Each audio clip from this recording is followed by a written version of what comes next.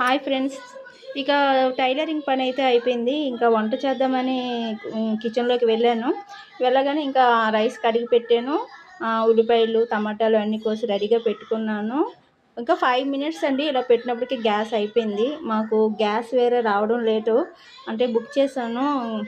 ఇంకా వెయిటింగ్‌లో ఉందని చెప్పారు. సరే పక్కన అడిగాము. వాళ్ళు రేపిస్తానని చెప్పారు.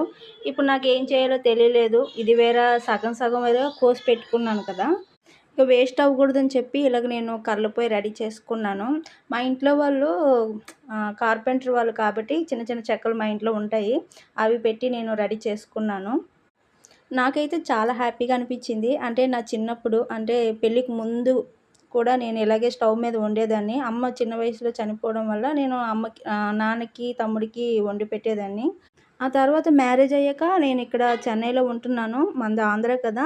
ఇప్పుడు నేను చెన్నై వచ్చాక ఇక అందరూ గ్యాసే కదా యూజ్ చేస్తారు.